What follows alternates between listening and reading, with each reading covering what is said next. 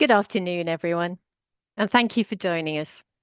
I'm delighted to welcome all of you to today's presentation, Financial Experiments and Speculative Cultures in Early US Television Production, 1945 to 1955, with Pete Johnson. My name is Kathy Williams, and I'm the Director of Special Research Collections here at UCSB Library. I'm relatively new to the role, having started in January, and I'm excited to continue the important work that SRC does for our campus, research, and wider communities. SRC is one of the library's most important assets and is a truly special place. We collect, maintain, preserve, and make accessible our most rare and unique materials, including manuscripts, books and serials, maps, audiovisual items, and digital records. Our collection spans subjects such as performing arts, film and television, American religions, Californian historical figures and community history, rare books, book arts, and so much more. Our holdings number approximately 250,000 volumes, 16,000 linear feet of manuscripts, 100,000 photographs, and over 200,000 early sound recordings. Key to building and managing collections, SRC's experienced team is supported by talented people from both inside and outside the university, who are inspired by UCSB's mission for lifelong learning and share an enthusiasm for historical preservation and scholarly research. Kenneth Karmiole is one of these people. As an independent rare bookseller in Santa Monica and UCSB alumni who frequently used library resources, Ken recognized its importance as a repository for printed history.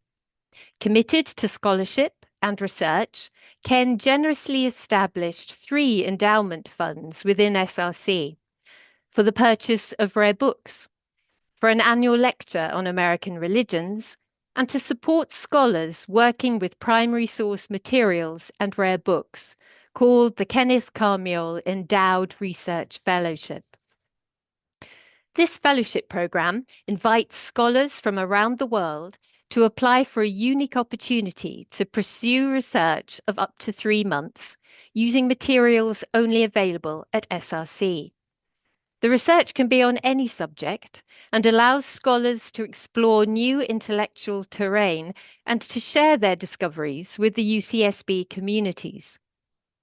This year, the fellowship was awarded to Pete Johnson, today's speaker, who investigated various collections to support his research on the financial and production models which laid the foundation for the television industry's economic structure. Pete is a PhD candidate in media studies at the University of Texas at Austin, where he focuses on media industries, business history, and television studies. His doctoral dissertation traces television's financial model from the early network era in the 1940s to the streaming era, from the perspective of television production companies. Pete's work has been published in Media Industries Journal, New Review of Film and Television, and Democratic Communique. We are really pleased that Pete was able to use SRC collections in service of his dissertation, which he will be defending this summer. Please join me in welcoming our 2024 Kenneth Karmiole Fellow, Pete Johnson. Thanks, Pete. Thank you, Kathy, and thanks to everyone for being here. Okay, so yeah, as Kathy mentioned, my name is Pete Johnson, and yeah, thanks for all being here on Zoom. I just wanted to get my own thank yous out of the way as well, just to the team at UC Santa Barbara Library and SRC, Kathy Williams, obviously, Heather Silva, Angel Diaz, Raul Pisano, Kristen Shu, Laura Treat, David Soybert, as well as the late Ed Fields. And of course, want to thank you to Ken Karmiole for making this opportunity possible. I'm very grateful to be able to share some of what that research fellowship yielded today. So today, as you can tell by the title, I'll be talking about the early financial experiments and some of the what I call cultures of speculation that existed in the earliest years of television production in Los Angeles from the immediate post-war period through about the mid-1950s. Basically, I'll be discussing broadly this industry sector, as well as looking at a specific case study, Vallée-Video, a small production company that existed at the first half of this period, which provides really unique insight into the operation of early television production. And this builds on earlier television histories that examine what's referred to as the sponsorship era, which is this period from mid-decade 1940s to mid-decade 1950s. And specifically, some folks have looked at filmed television production during that time. So this talk will sort of expand upon the work by looking at early TV entrepreneurs who contributed to television's financial model for quite a while after this period. And I'll talk about why it's important to look at some of the failed entrepreneurs that existed in this period. So in terms of the structure of the talk today, I first just want to highlight the motivation for this larger project, which, as Kathy alluded to, stems from my broader dissertation research that looks at the evolution of television's financial model from the perspective of producers. And I trace this financial model all the way back to early television and emphasize how it's important to understand the continuities of over time of television's business model through even the streaming era. A lot of the seeds of that model of streaming have origins in early television production. So what I'll do next is just provide a quick scope of early television historiography as it's been traditionally told, and how my project contributes to that. And then after that, the next chunk will be looking at the research questions for this topic specifically, as well as the framework of speculative cultures of production I'm looking at, as well as some of the materials I examined. And then most of my time will be talking about some of the findings from this study in terms of the broader television industry during these first few years, as well as that case study on Vallée-Video, before turning to some conclusions. So the traditional historiography of early television, again, that first 10 years after World War II, is traditionally referred to as the sponsorship era. So in that era, the economic model worked this way. Traditionally, sponsors, so brands like Procter & Gamble, American Tobacco, were the underwriters and financiers of television programming, the production of which was usually overseen by the advertising agencies associated with those brands. And during this time, much of what was on television was broadcast live. And in terms of the scripted genres, most of the genres that were coming out on television at the time were sort of these upscale anthology dramas, as well as some other genres as well. But for the most part, these were live broadcasts coming out of New York. And this started to, the dichotomy is usually set up this way in television histories. The subsequent period we can refer to as the classic network era. This is actually when the major television networks, the distributors of television, primarily ABC, CBS, and NBC, took over that commissioner function. And now sponsors were now relegated to these short 30-second ad spots in between commercial breaks. So instead of sponsoring a whole program, now they were just one of many brands alongside one another. And now instead of the sponsor sort of being the underwriter, it was actually the major television studios overseeing and financing production. So studios that were operating in the theatrical film business for the first half of the 20th century. So our Warner Brothers, Paramount, MGM, even lesser studios like Universal, Columbia. And now that we have the dominant mode of production shifting from live television to filmed programs. And for the most part, these were populist type genres like westerns, action adventure serials that were more often associated with the film business rather than live television coming out of New York. So we have the shift from live to film to New York to Los Angeles. And the way the economic model worked, which is germane to my talk and my research, that basically is said to have been established in the mid 1950s and would sort of endure as the primary mode of financial production through the next 70 years or so, was what's known as deficit financing. And I'll provide an example in a moment, but just to provide the scope of it, the way this works is that a network, so ABC, NBC, would pay a studio a license fee to basically rent that studio's program for 2 primetime television runs. So that means it premieres on network airwaves and the network gets 1 rerun. The sort of rub of this is that that license fee paid by the network is less than it costs the studio to make it. This means that the studio, let's say Warner Brothers, has an upfront deficit. So they're making that program in the short term at a loss. The advantage, though, is that they own the underlying rights to that program, which means after it airs, they can retain the rights and sell reruns to the show, and what's called syndication, where studios will sell a program in to local television stations that then rerun that program. And this helps the studio make up its deficit. So by way of example, an early studio program was a Western called Cheyenne, which was produced by Warner Brothers, financed by Warner Brothers, and aired on NBC. So let's say in the late 50s, the production budget was about 60 grand for Cheyenne.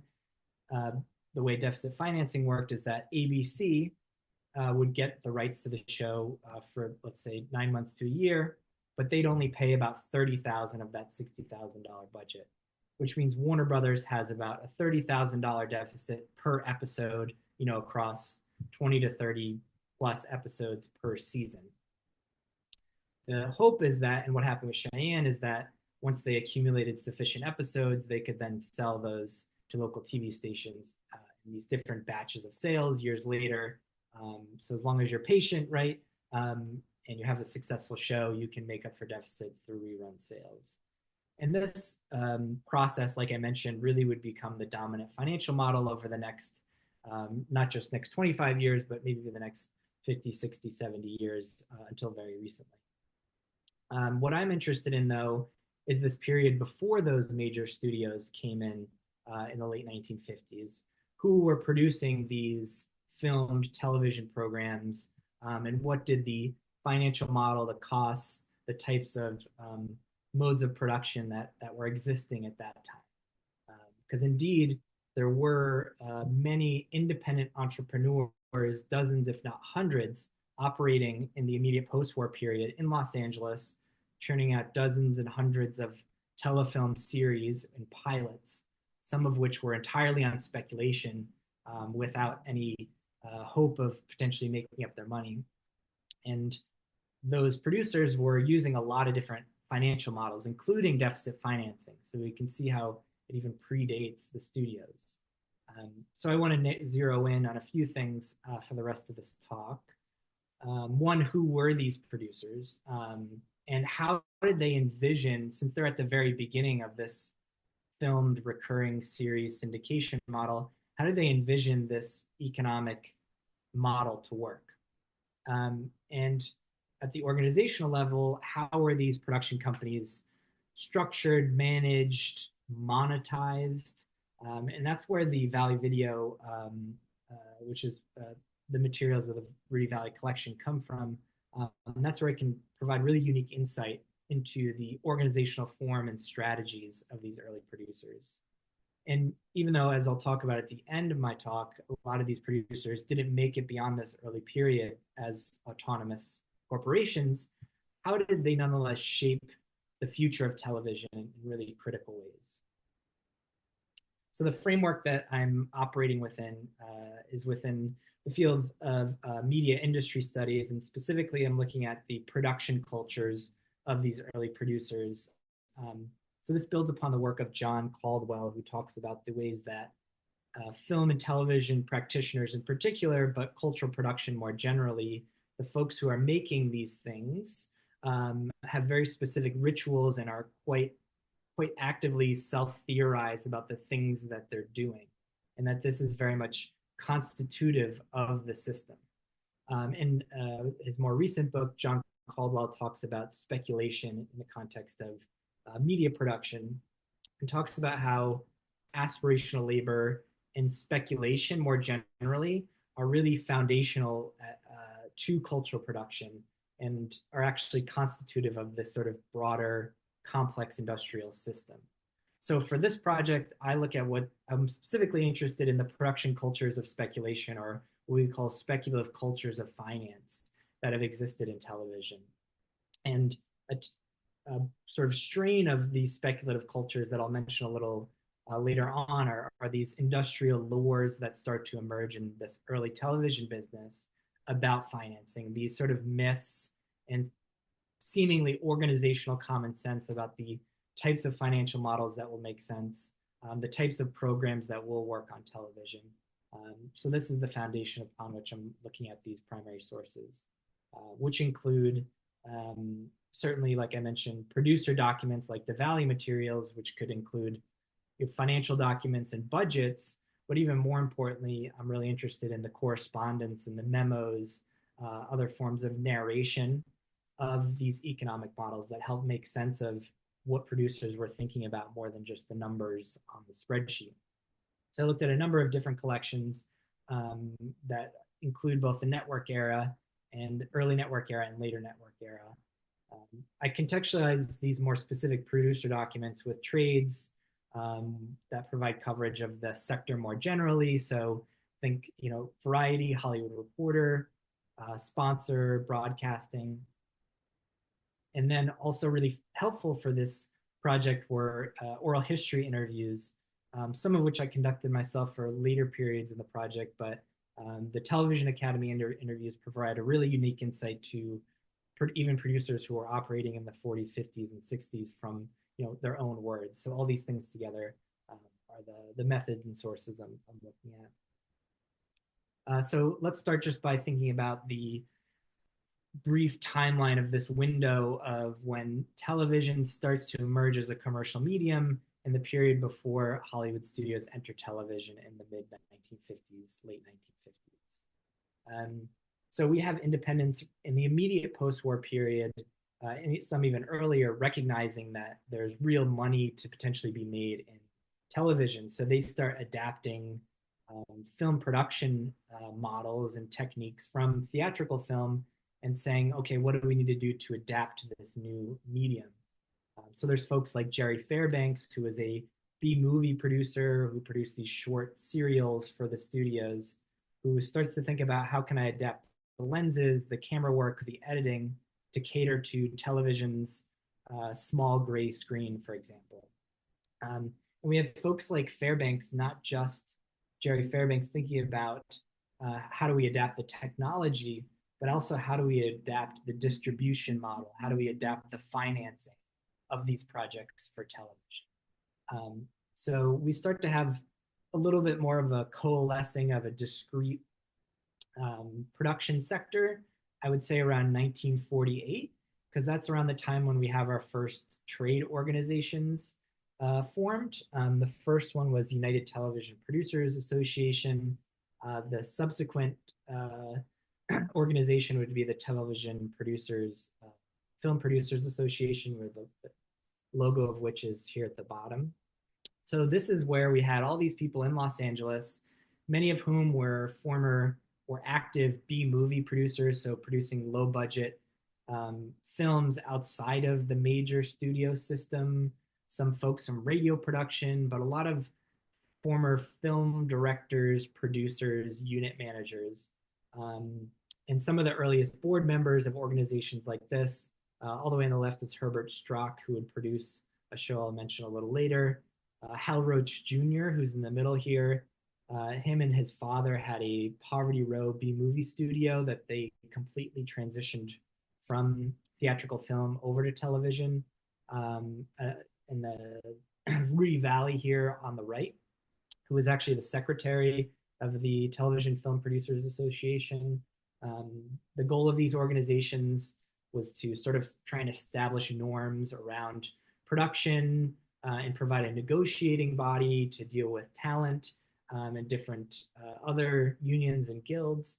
And it's at this time we start to see not just these one-off film reels being produced for television, which we saw a lot of in those first couple of years after World War II, but we actually have a more concrete vision for television around 1948 because we have 4 separate independent telefilm producers who start production all using the deficit finance model. So these were the first serialized filmed programs on that were intended to be on network television broadcast nationally. And within these first 4 shows, there's sort of 2 models. The first were these network financed shows. So the one on the right is Public Prosecutor, which was produced by Jerry Fairbanks, who I just mentioned. You can see the production of the set here at the bottom. The idea behind both this program and the cases of Eddie Drake was on the left, which is on the left, is that the networks would provide the producers behind these shows with cover about half of the budget for these producers to make these programs. And the goal was that once these shows were completed, about 26 episodes, then these networks would take the show to a sponsor and try to get a sponsor to buy into the program. Unfortunately for both of these programs, even though they produced an entire season of TV, they could not find a sponsor. And again, sponsors were the driving force behind underwriting the checks of television at this time, if you will. So neither one of these shows would end up premiering on CBS or NBC. However, there were 2 shows that would become the first shows to actually find their way to network airwaves in early 1949 that were in production in 1948. So that's where we have these 2 shows, Your Showtime and Fireside Theater, again, that do make it to network airwaves in early 1949. First, we have Lucky Strike presents Your Showtime. So Your Showtime was a anthology series based on public domain works, produced by a group of sort of a ragtag group of producers under the banner Grant Realm. And they managed to strike a deal with American Tobacco via their brand Lucky Strike. And they determined they could produce 26 episodes at a budget of about $12,500 each. Again, using deficit finance logic, the amount they're getting from American Tobacco was only about $8,500, which means across the 26 episodes, Your Showtime had a deficit of about $100,000. And then a few months later, the second basically serialized film television show premiered on network airwaves. That was Fireside Theater. That was packaged by an entertainment attorney, Gordon Lavoie, who sold it to Procter & Gamble. His license fee was significantly less than what Your Showtime received, but Lavoie was actually able to negotiate a better deal, being a lawyer, of course, negotiate a better deal with Procter & Gamble, where he got the rights back to the show quicker and then could sell reruns sooner rather than later and make up that deficit. So ultimately, it's actually Fireside Theater that's the one that goes beyond one season. Lucky Strike, the producers behind the show couldn't quite convince all of their partners that reruns and syndication were really going to work. The model hadn't quite been proven, and they didn't feel like risking it and putting up more of a deficit. But what happens with Fireside Theater that I trace in trade documentation over the next couple of years is that Fireside Theater sort of fuels industry lore to not only encourage more film television producers to enter television, but it also encourages more of these producers to use that deficit finance model. So it almost becomes like a poster boy for deficit financing for telefilm production after it starts selling reruns in early 1950. So as a result, we have dozens, if not hundreds, of telefilmers, independent TV production companies producing hundreds of shows between 1948 and 1951. The problem becomes, though, that production costs go up pretty quickly, and a lot of these sort of entrepreneurs who try their hand at television quickly realize that it's a lot harder to monetize the shows and spread out the costs by selling to different types of buyers. So as a result, we have one of many waves, probably two waves of independent producers sort of going out of business, these different television film bubbles bursting.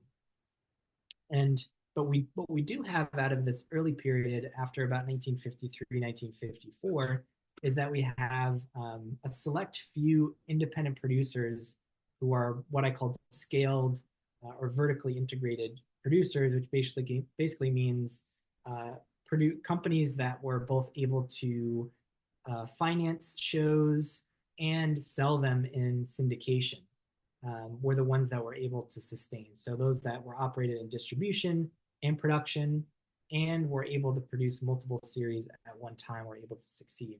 So we have independent producers like Desilu, who finds success in I Love Lucy, sort of becomes the new poster child for syndication, the syndication model. And we have other producers, independent producers like Four Star, that sort of emerge out of this first 10 years of television as the new breed of independent producers that exist.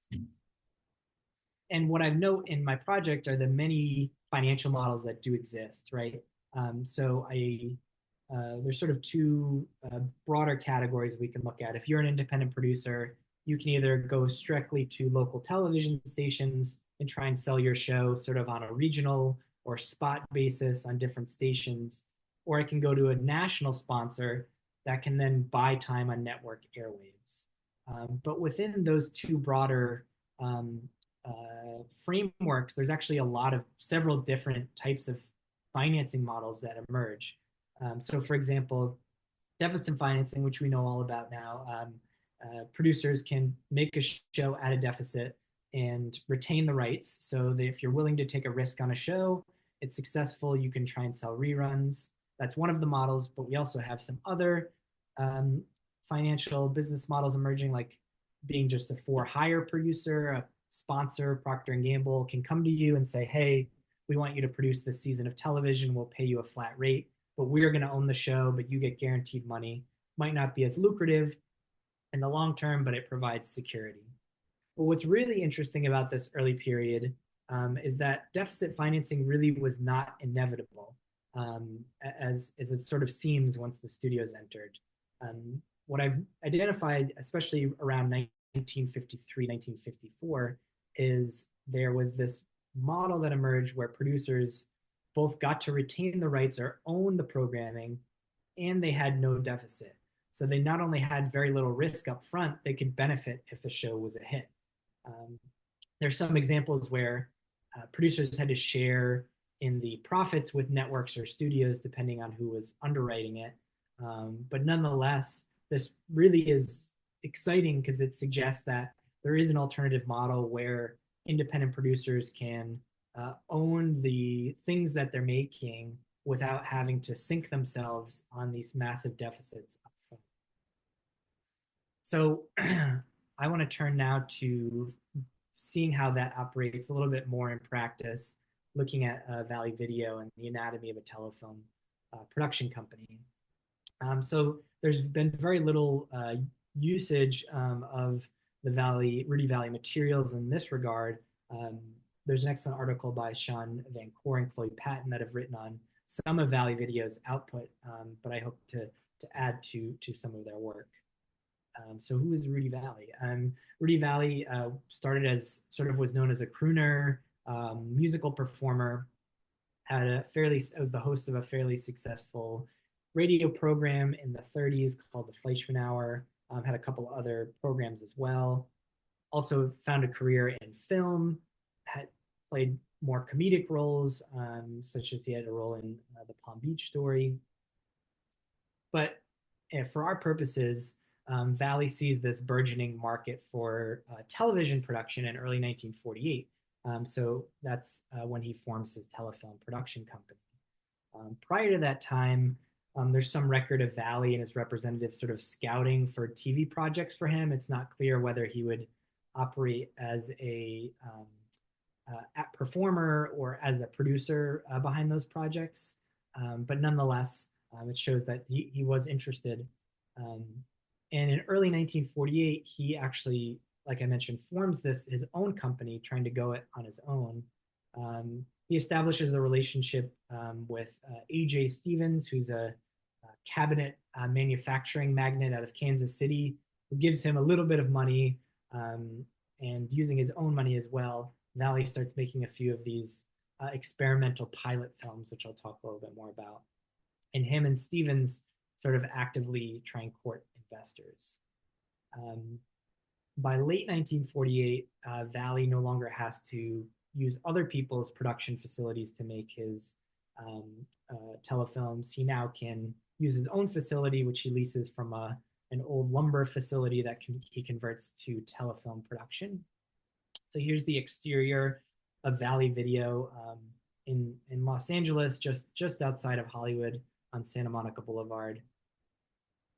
The interior, again, had to be adapted from more manufacturing, industrial production towards film production. So he obviously brought in the proper equipment, but they also had editing booths, the proper lighting within this that they could not only use for their own productions, but also rent out to folks who wanted to lease and make their own either commercials or shorts or what have you.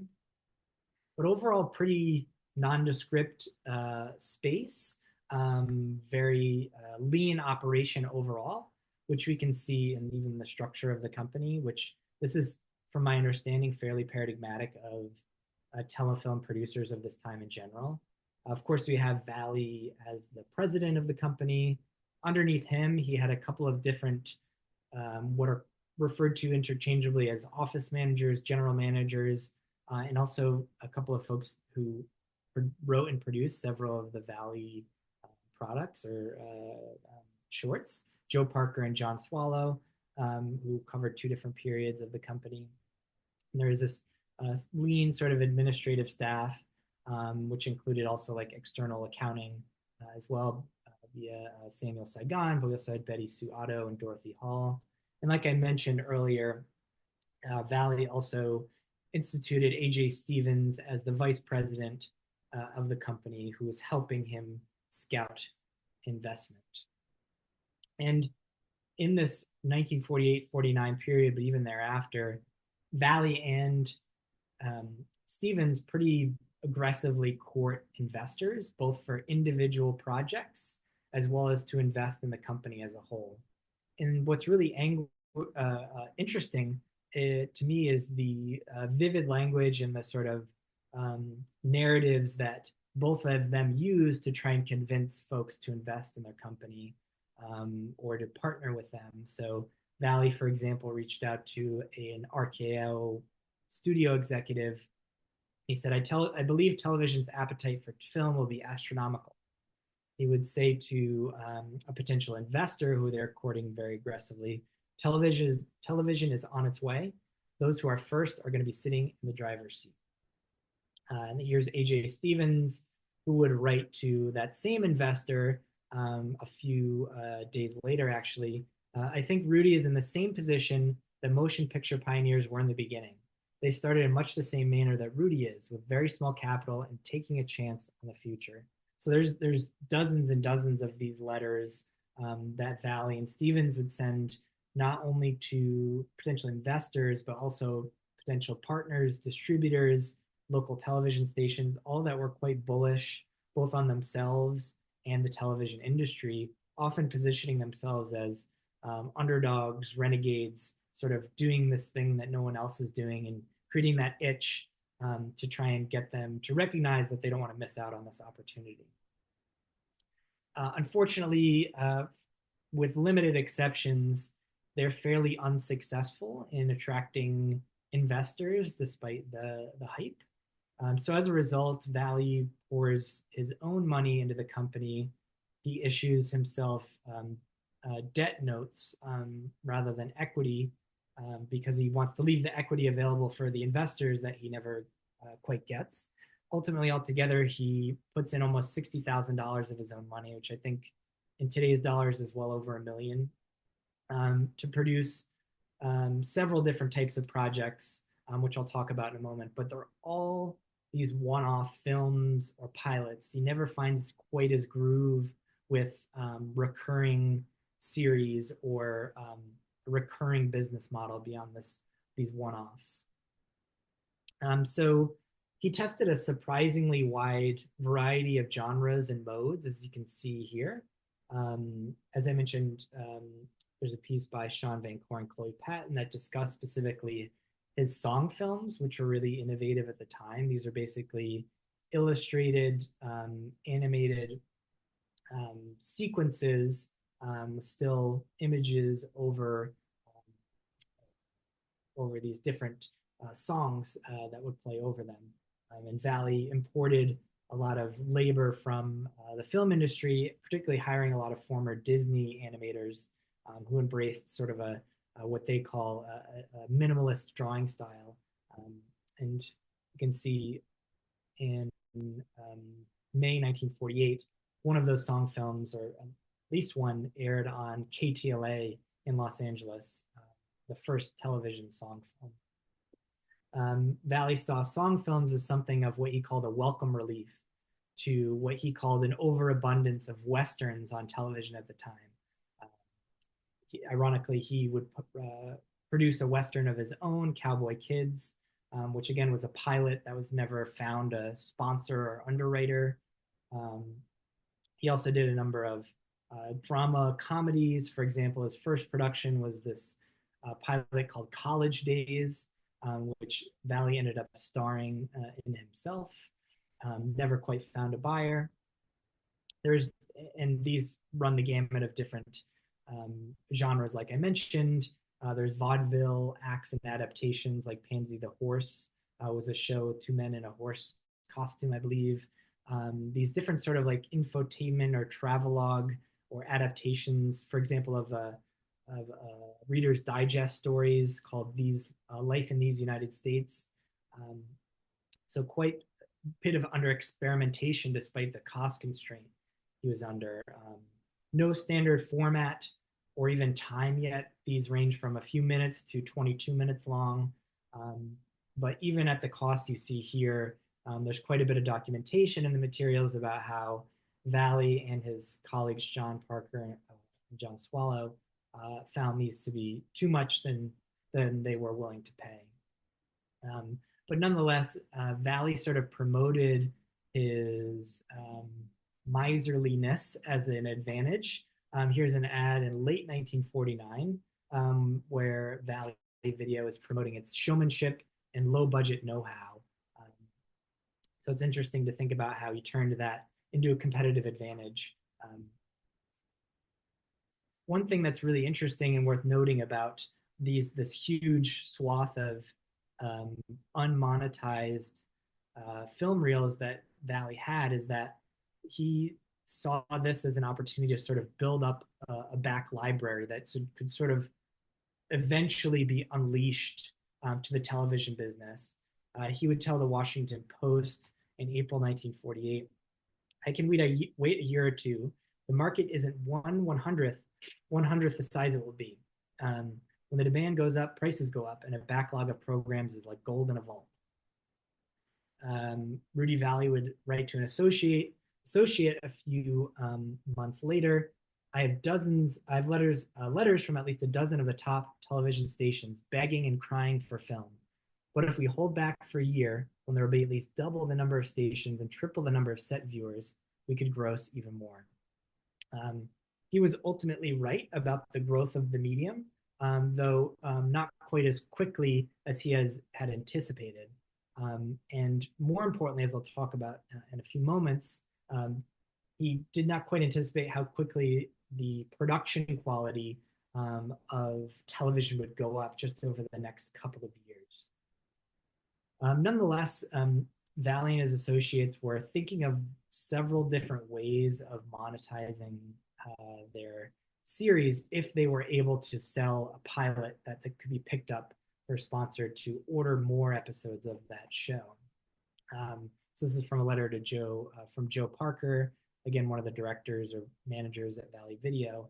So I'll just sort of summarize on the next slide what he talks about in terms of the different ways they're envisioning television becoming an economic reality. So they talked about both first-run syndication, going straight to stations, and renting their shows to stations, which they did a bit of, but on sort of a piecemeal basis and at very low amounts.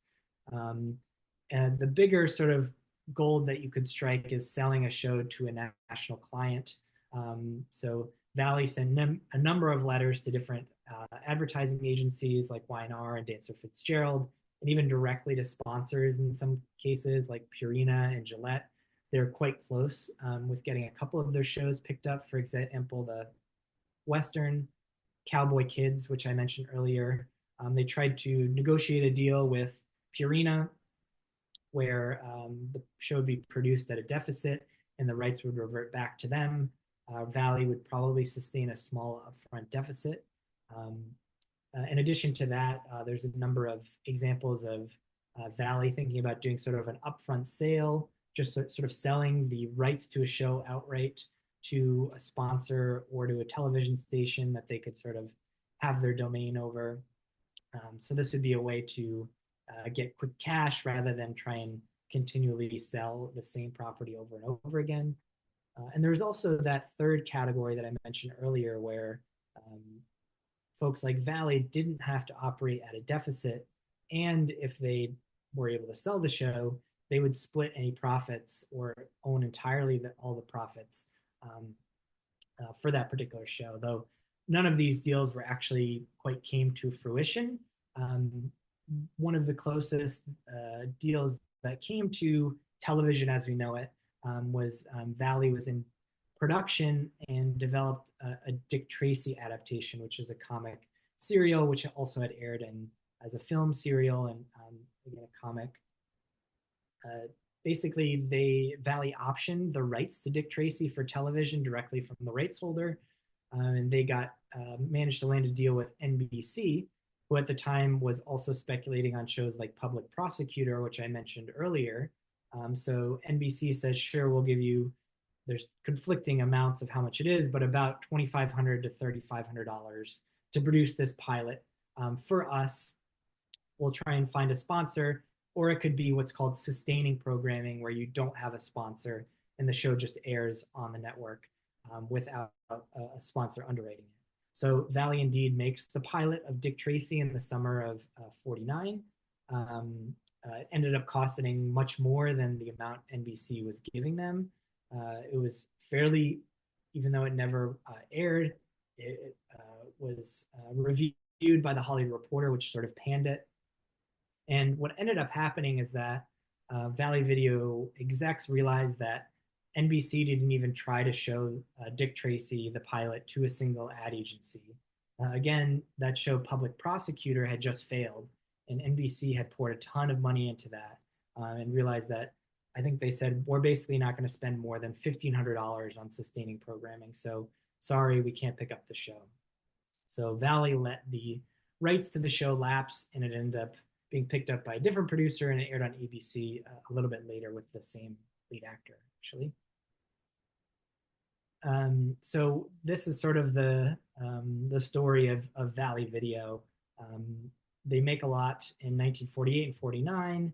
Vallée ends up making a lot of commercials to try and cover the overhead costs of the studio space. Even in 1951, the money they were able to make only covered about half of the overhead they had to pay to keep the company running. This doesn't even include all the money Vallée was also pouring into it. So as a result, after low activity in 51 and early 52, Vallée decides to liquidate and dissolve the company. So there's a few challenges that I just want to quickly overview that were the reasons why maybe the studio struggled so much. For one, Vallée was spread fairly thin himself. To pay for the operation of Vallée-Video, he had to continue to take a number of gigs and jobs for both films as well as opening acts and traveling all over the country basically. In so much of his correspondence, he's in different disparate parts of the United States, trying to get investors for Vallée-Video while he's sort of doing this opening act. So he's spread quite thin. And one thing I look at in my broader project, at least before 1953, bank access to bank debt and actually investors in general was fairly non-existent for independent producers. So there's different assessments in the trades that provide insight on this.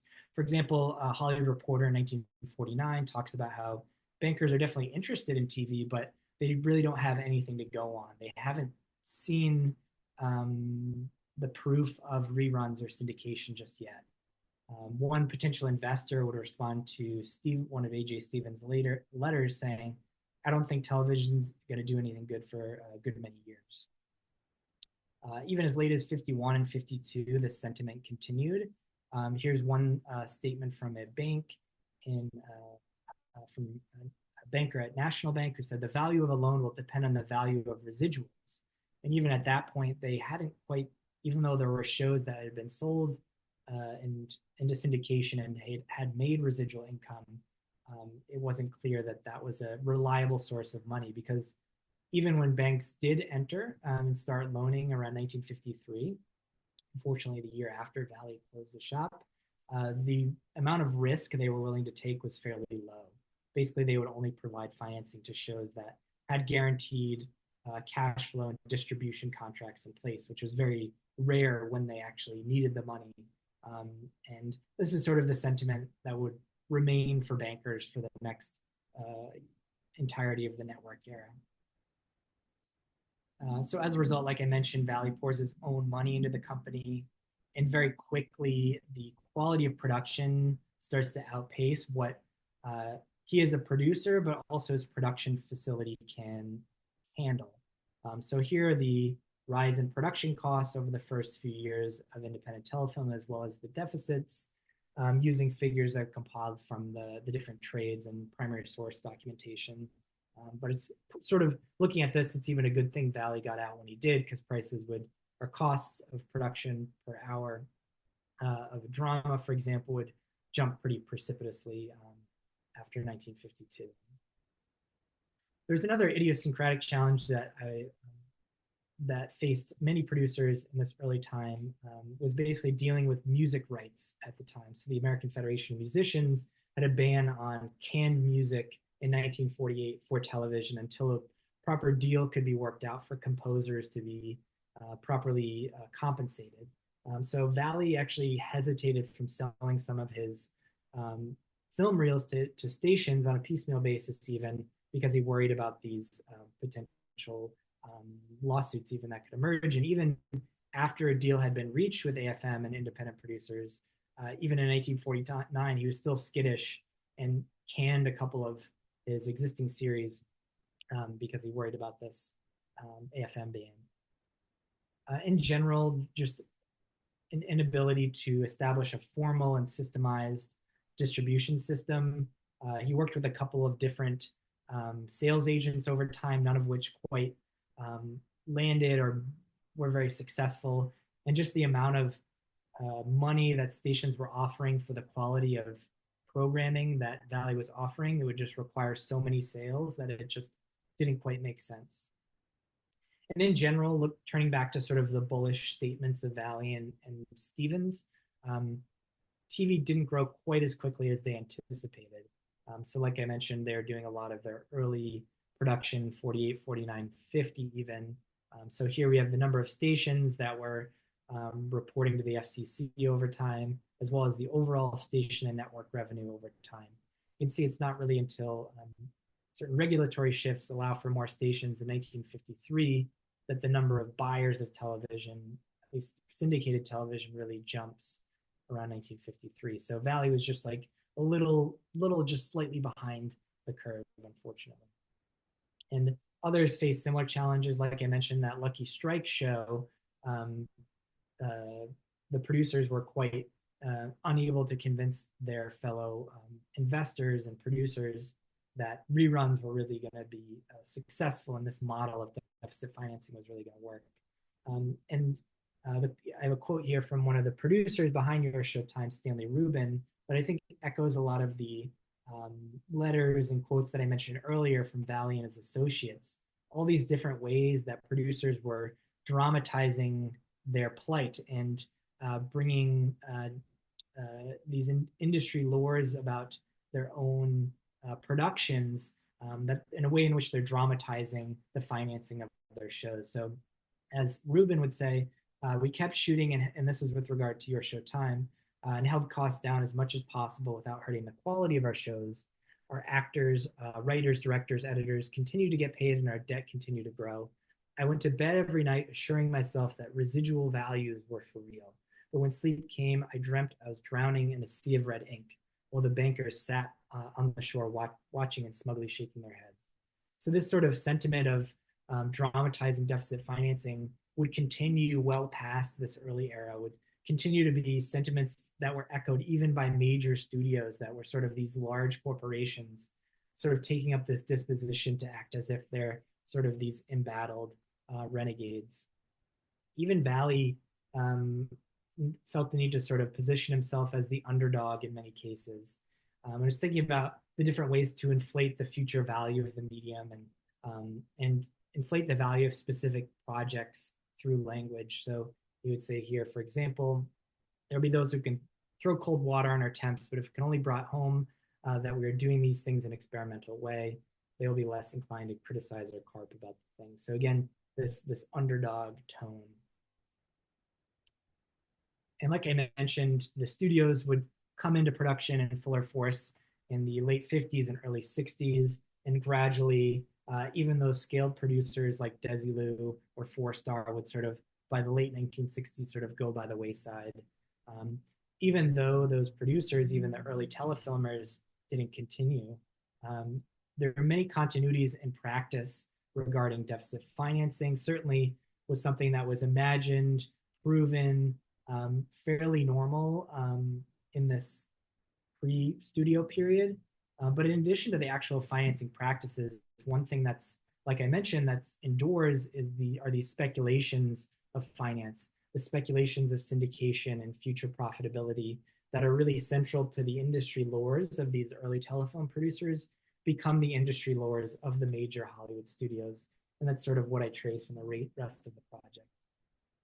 Despite these contributions, these early telephone producers were fairly quickly forgotten or mischaracterized.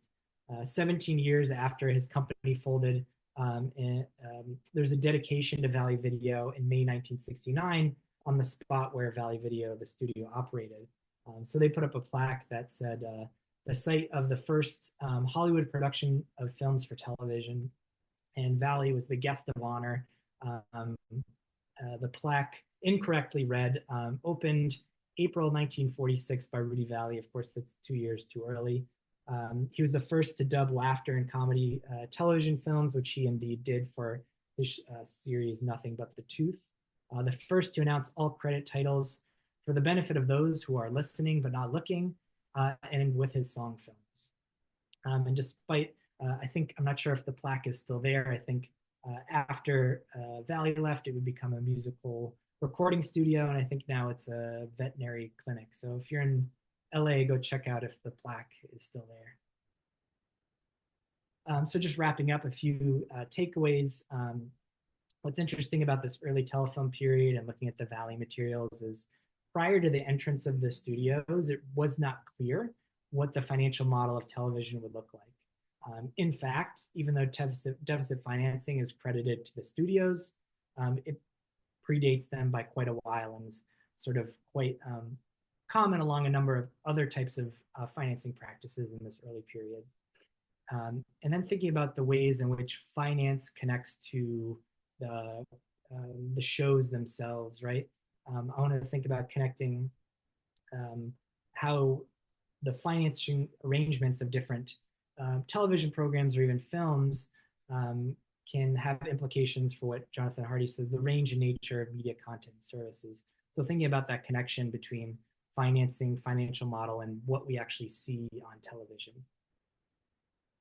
And then lastly, I want us to think about not just the financing of culture, not just how producers put together money for projects, but also the cultures of finance that exist in television.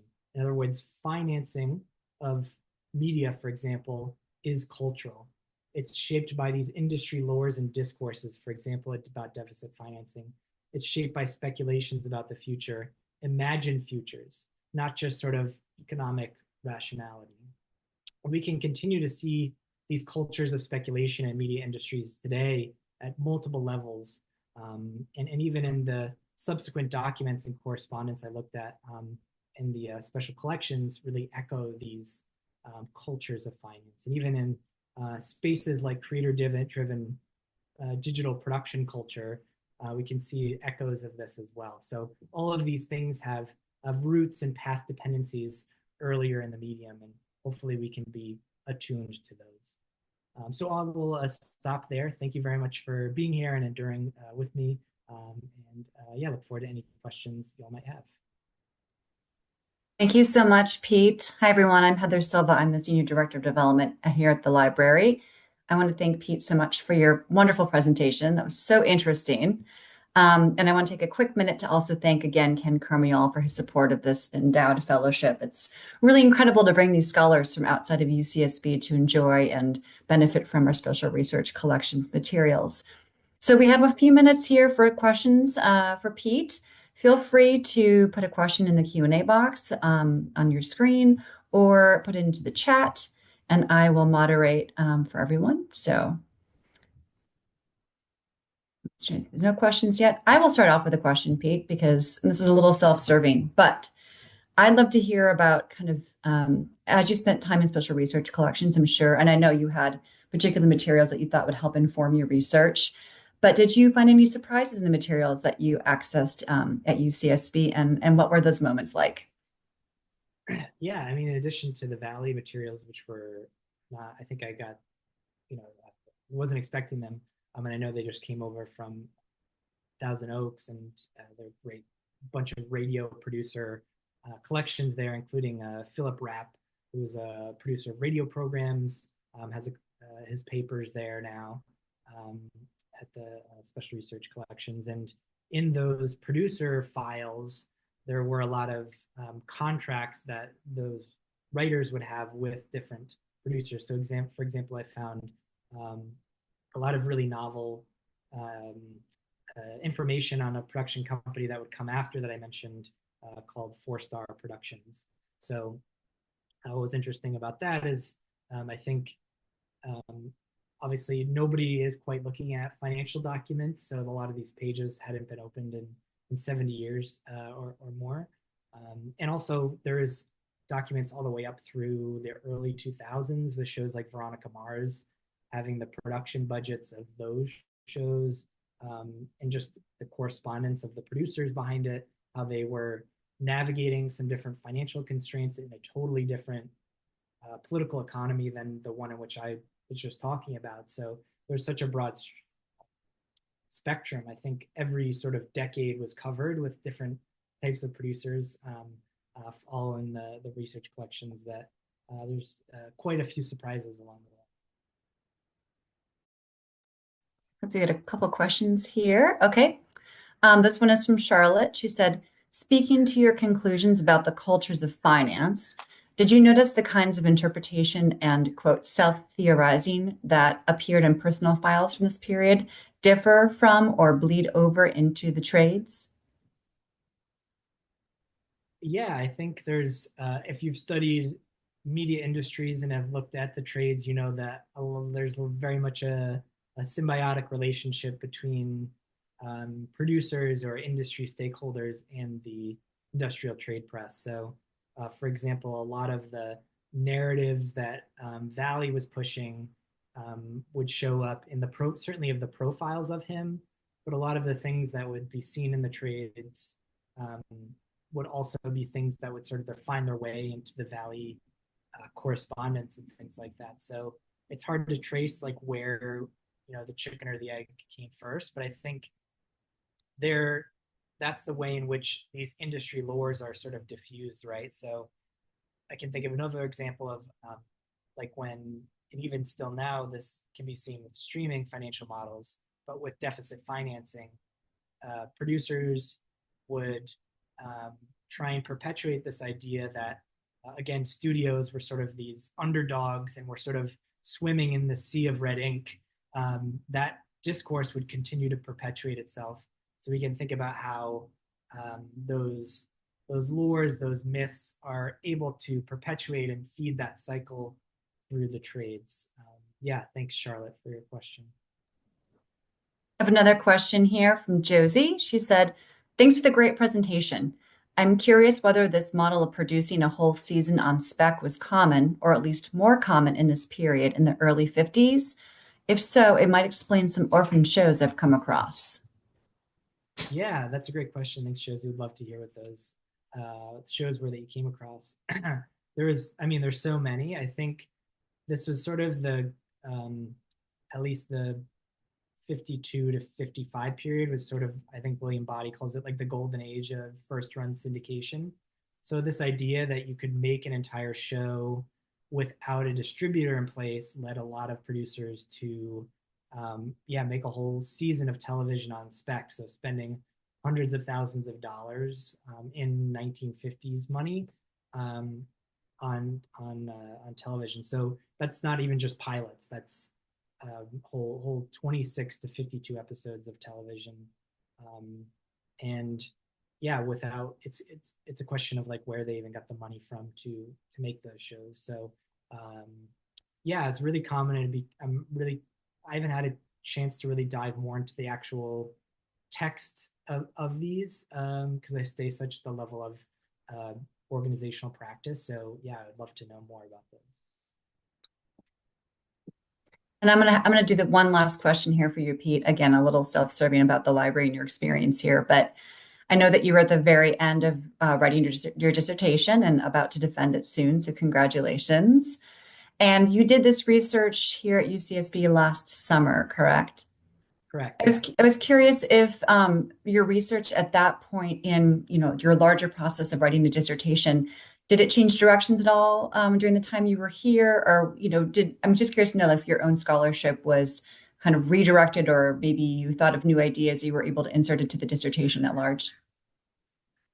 Yeah, I think again, each sort of my project's sort of a very broad historical period. So anytime I'm able to zoom down to the more micro level of producers like Vallée, it's really generative. So it's so many media industry historians really just work off the trades.